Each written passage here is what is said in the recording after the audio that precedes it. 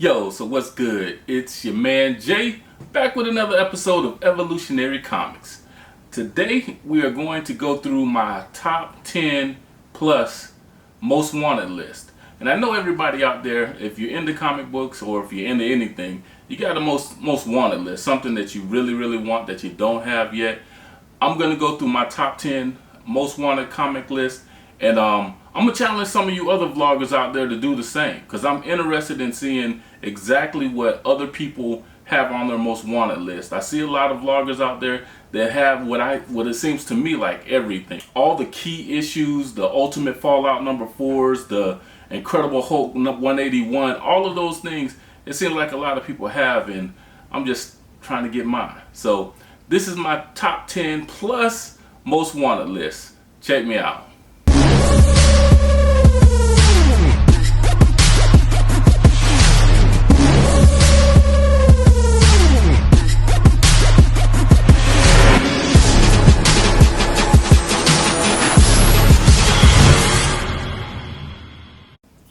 Alright, so at number 10 on my most wanted list is the 10 plus one I was referring to before. The 10 plus is I couldn't really decide because I got 3 books at number 10. And the reason why is because they're villain books, my favorite villains, plus villains that have always had an epic position in some of the comic books that I've been reading. So at number 10, I have X Factor number 6, and this is the first appearance of Apocalypse. Apocalypse is one of my favorite villains from his origin because he's Egyptian and, you know, a lot of different things like that. He's supposedly the first mutant.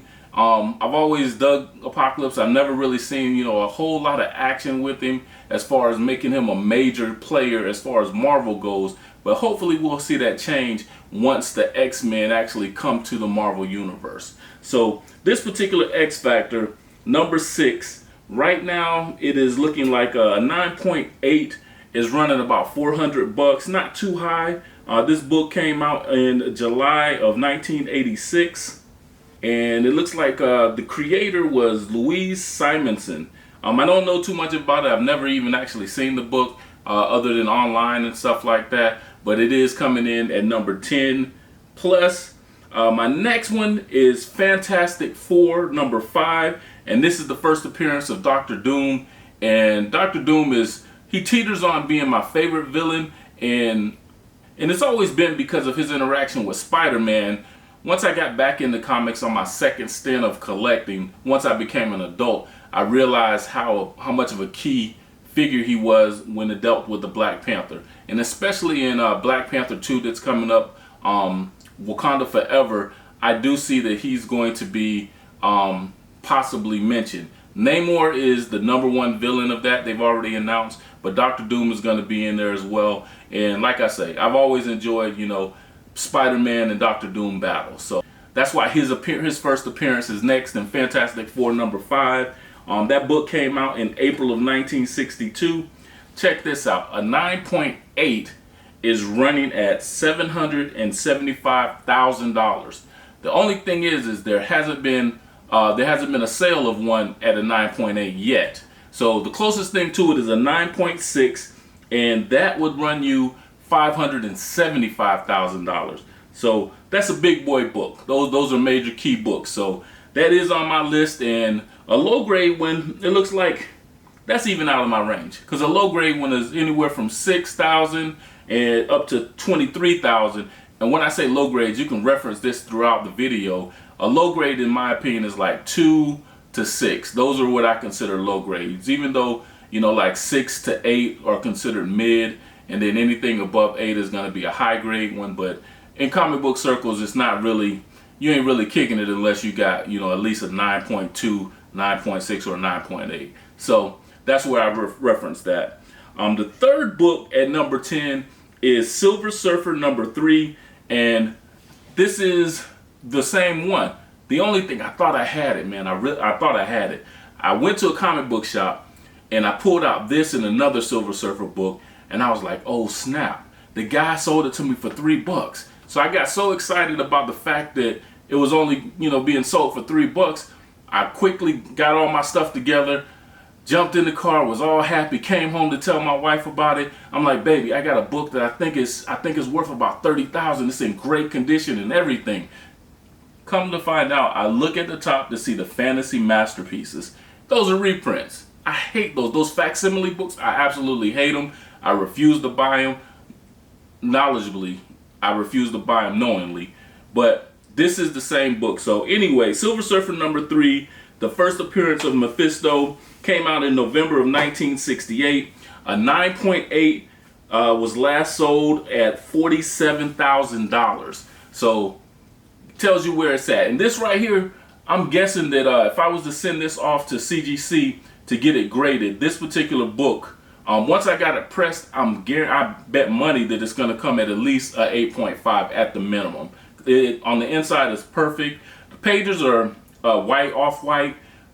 There's no wrinkles or anything in the book, so no tears. A man can only wish. So yeah, that was my excitement for the week, I guess, because I just actually got this in the past week. So all right, so coming in next at number 9 on my 10 plus most wanted comics list is Fantastic Four number 48, and this is the first appearance of the Silver Surfer, Norrin Radd, and Galactus. It's more about Norrin Radd than it is about Galactus, but it would be a great pickup. This comic book at a 9.8 is worth $100,000. The cover price was 12 cents when it first came out back in March of 1966. So this is I'm a big Silver Surfer fan, so this would be a great addition. A low grade version of this right now is probably going for about $1,750 at a 2.0 up to about $4,500 at a 6.0. So it's still out of reach, but you know, like I say, people come across collections all the time, and they get valuable things without paying a whole lot for them. So hopefully there's some comic book gods out there that's gonna wish me well in that endeavor. Coming in at number 8 on my list, my top 10 most wanted comics list, is Captain America number 117, and this is the first appearance of the Falcon. And of course, because of the show, you know, the Falcon and the Winter Soldier, the prices for anything related to the Falcon or Sam Wilson, Captain America, the prices have gone through the roof. This one is coming in at a 9.8 at $42,000. Cover price for this one when it first came out was 15 cents when Stan Lee put this out back in August of 1969. A low grade copy is about $270 to $700 for somewhere in the range of a 6.0. All right, next up is at number 7, a book that most people haven't heard of, is not on too many people's radar, but it's on my radar because this is the first black Spider-Woman, Valerie the Librarian, and she appears in Spidey Super Stories. She was on the Electric Company show. I forgot the exact show, but that's where she first made an appearance. But in comics, she was in Spidey Super Stories number 11, and I haven't even seen this book.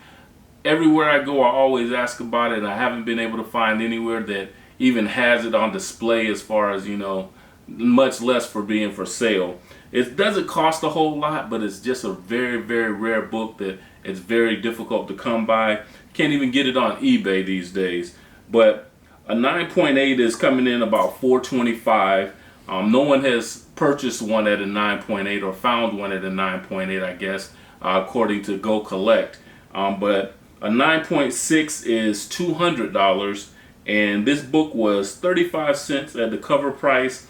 It was written by Gene Thomas back in, I guess, 1975, August of 75. August was a good year for a lot of new comic books coming out as far as my list. My birth month is August, so maybe it has some kind of correlation to the comic books that's on my list. A lot of them were created in August of some year. Next up is at number 6, Astonishing Tales number 25, and this is the first appearance of Deathlock. This is a comic book character that You got to be a comic book person to really know who that is. I low-key think that this is going to be like my key spec book, because nobody's really ever talking about Deathlock. I don't think there's any movies or anything about Deathlock out, but I do see that this is somebody that eventually they can turn this book into a movie and have a lot of, if they make a RoboCop movie, they can definitely make a Deathlock movie. So, but this book came out back in August of 1974. Right now, a 9.8 is going to run you about $3,500. That's $3,500. The cover price was 25 cents, and it was created by Rick Buechler and Doug Monick. And a low-grade copy, you can pick one up for about $40 to $130. You know, at a 6.0, it's just the problem of actually finding one. Just like Spidey Super Stories number 11, it's another rare book to actually find that particular one. Coming in at number 5 is Invincible Iron Man number 9. And this is the first full appearance of Riri Williams. This is before she was named Ironheart. This is just when she had a regular name. And this book right now, a 9.8, it's dropped down a little bit because I know there was a lot of uproar about it when it was announced that there was going to be a TV show concerning Riri, or having Riri on it. But I don't know exactly what's going on, but it dropped a little bit. Right now you can get a 9.8 at $475. The character was created by Brian Michael Bendis. His name appears a couple of different times on my list.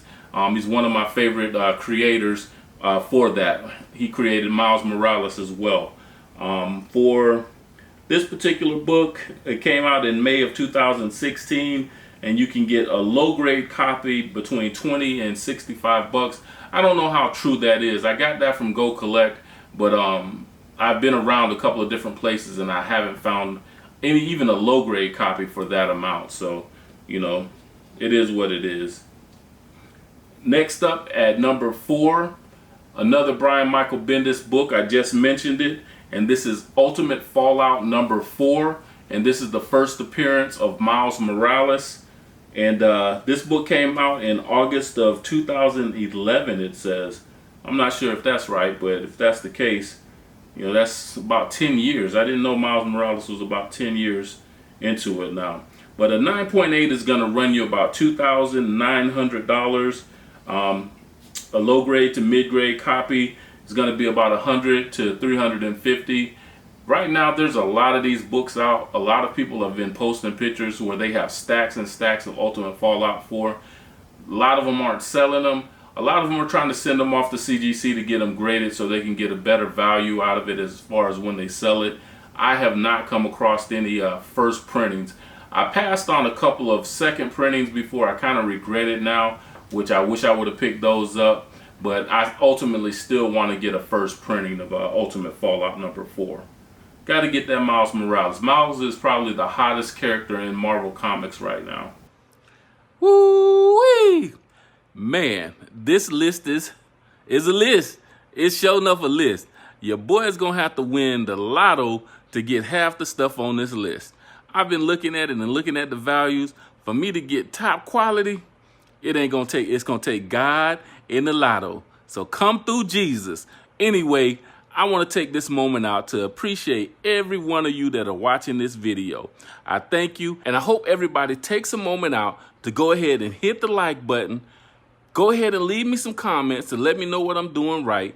Help me out and make this vlog even better. Go ahead and also subscribe so you can get some content from me each and every week. As you see, I'm picking up on my consistency to deliver some great content for you. Now back to the list of my top 3 most wanted comic books in history.